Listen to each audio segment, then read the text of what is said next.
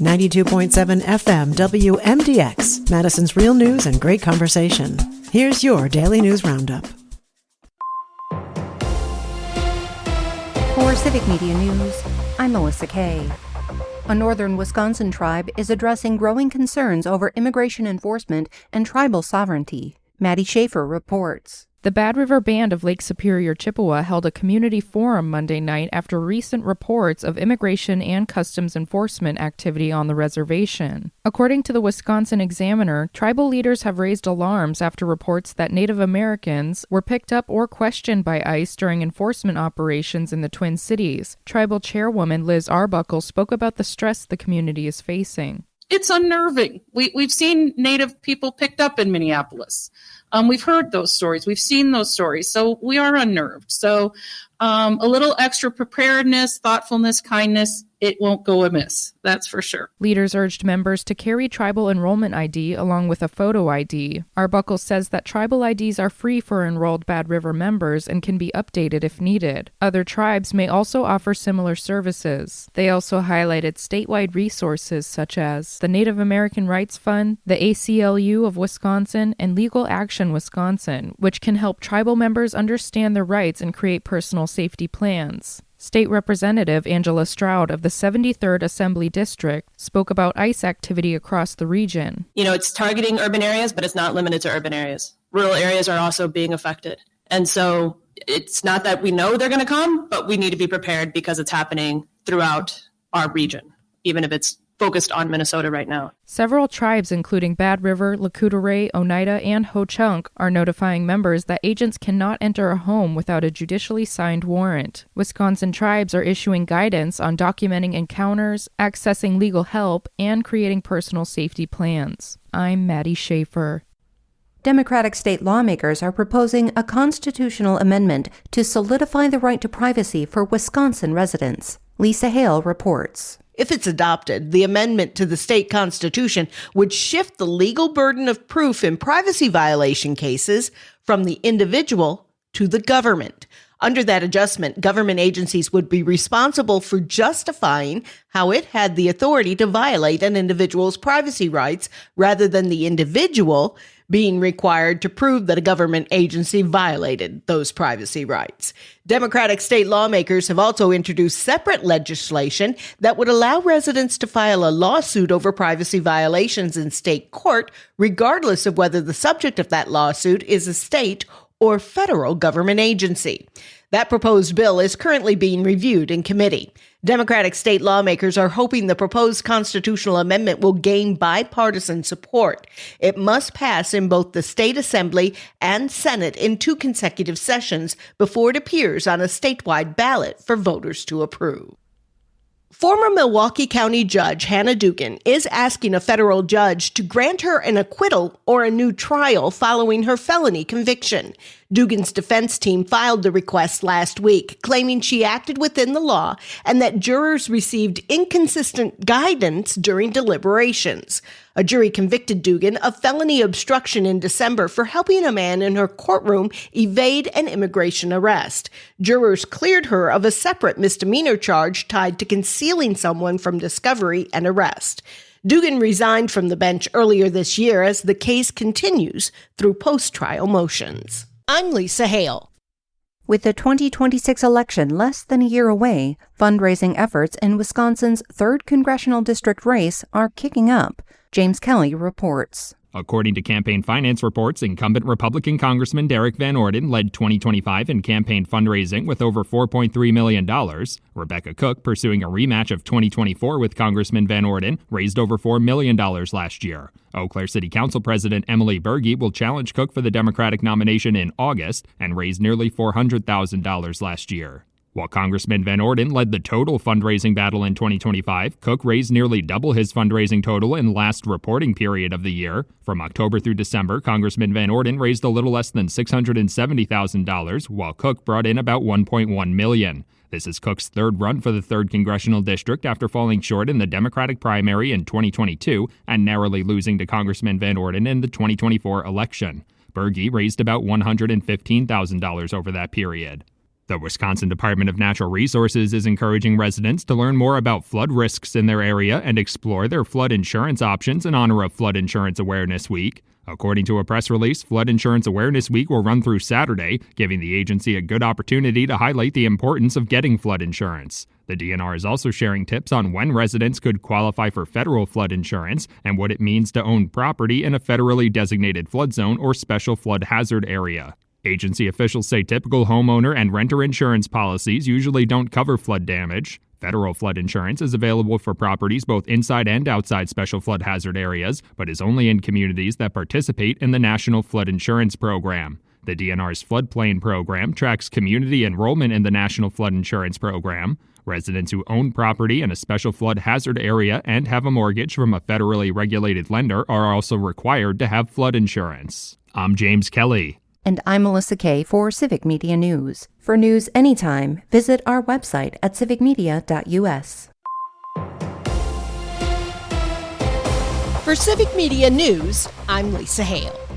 Governor Tony Evers sent a letter to Wisconsin's congressional delegation this week urging them to revise the new federal hemp law, which bans the sale of most hemp products in the United States starting in November of 2026.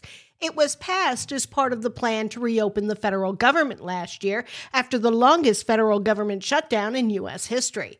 According to Evers, the new federal hemp law is projected to jeopardize $700 million in economic impact for the state and nearly 3,500 jobs in Wisconsin. The impacts of the new federal hemp bill will be further intensified in Wisconsin due to the fact that Wisconsin has not yet legalized medical or recreational marijuana. The growing of hemp has become a strong diversification option for Wisconsin farmers, and as of November 2025, Wisconsin had 470 federally licensed hemp producers. Meanwhile, a bill that would allow Wisconsin law enforcement agencies to conduct roadside drug tests is on Governor Tony Evers' desk for consideration. Civic Media's James Kelly reports. If signed into law, the legislation would allow law enforcement authorities to conduct a saliva test while investigating potential operating while intoxicated violations. Like the use of a preliminary breath test during OWI investigations, the result at the scene could not be used as evidence, but would allow law enforcement authorities to require a blood test be taken to confirm or deny that result.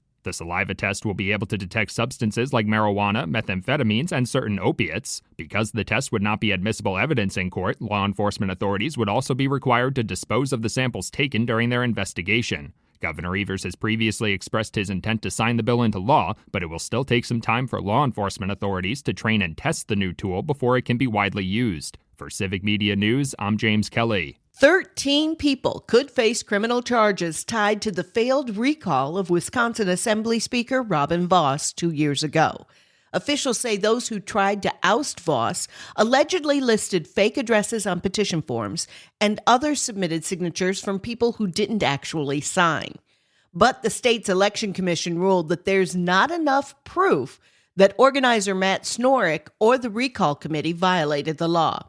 The committee is recommending charges to the Racine County District Attorney's Office, which will decide whether to take the matter any further. One of the partisan races coming up in November 2026 is a repeat of the 2022 election. In 2022, Attorney General Josh Kaul narrowly defeated Fond du Lac County District Attorney Eric Toney. This year, Toney seeks to unseat the two-term incumbent again. The latest Marquette Law School poll finds that 10 months before the election, voters view both candidates favorably. Poll director Charles Franklin. We love us some attorney general candidates. I exaggerate a little bit, but not hugely. Both Eric Toney and Josh Kaul have slightly net positive favorability ratings. Both of them have a +5. Franklin says Kaul is the better known of the candidates, with 56% of poll respondents saying they had no opinion of him. That's compared to 75% with no opinion of Toney. The most recent Marquette poll was conducted between February 11th and February 19th with a margin of error of plus or minus 4.3. Governor Tony Evers and the Wisconsin Department of Military Affairs have announced $2 million in grant funding to bolster flood resilience across the state. Civic Media's James Kelly has the story. According to a press release, the funding through the Pre-Disaster Flood Resilience Grant Program is meant to help communities identify and mitigate flood vulnerabilities with strategies like reconnecting streams and floodplains or reducing erosion hazards. 2 types of grant funding were made available through the program, one for assessing vulnerabilities and one to implement the mitigation methods. The goal is to naturally manage flooding before disasters like in Milwaukee, Washington, and Waukesha counties last August strike. The Oneida Nation received the largest funding award at $300,000 to create a culvert inventory and study water flow and hydraulic structure. The City of Madison, Ozaukee County, and City of Stevens Point also received significant funding awards of over $200,000. For Civic Media News, I'm James Kelly. How much will it cost to see the Packers play? Civic Media's Connie Feldman has that answer. The price to see the Packers play has gone up for this season. The team announced the new pricing on Friday. Depending on where you sit in the bowl, you'll be paying between $4 and $22 more per ticket. Packers president and CEO Ed Policy said the ticket prices for a game at Lambeau are around the middle of the NFL's pricing range. With the new increases, face value prices for regular season tickets are between $143 and $196. Preseason tickets are cheaper, but tickets sold through a third-party ticket broker can be substantially higher. Packers fans don't seem to be priced out, though, with more than 155,000 people on the waiting list to buy Packers season tickets. Most wait decades for their chance to buy that 18 inches of pure aluminum pleasure. I'm Connie Feldman for Civic Media News. For Civic Media News, I'm Lisa Hale. For news anytime, visit our website at civicmedia.us. Badgers basketball today. Hi, I'm Mike Clemens with sports. The Wisconsin Badgers take on the Washington Huskies at the Big Ten tournament going on at the United Center in Chicago. The Badgers ranked 23rd in the nation. The Huskies beat USC yesterday 83-79 in overtime to advance to today's game. NBA, the Bucks in Miami tonight to play the Heat. Giannis Antetokounmpo played 30 minutes Tuesday night. Says he's trying to get to 100% as soon as possible. I love the challenge. Obviously we have 18 games left, and hopefully can have fun and help this team keep on winning games. Baseball, the Brewers play the Cleveland Guardians out in Arizona. Jake Bauers having a good spring training at the plate, 9 for 17, 5 walks, and 3 home runs. NFL, the Packers make a move in free agency as soon as the Vikings release nose tackle Javon Hargrave for salary cap relief. Green Bay signs him to a 2-year deal worth $23 million. Hockey, the Badger men's season is over. They lost to Ohio State 7-1. The Buckeyes jumping out to a 5-0 lead. I'd say it didn't start good and it got worse.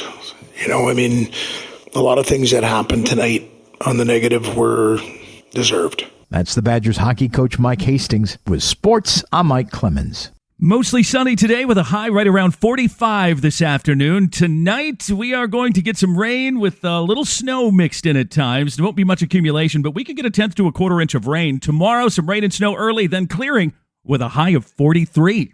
I'm meteorologist Sean Cable. That's your Madison News Roundup from WMDX. Find more news anytime at WMDXradio.com. Subscribe to this podcast on Spotify, Apple, or wherever you find your podcasts.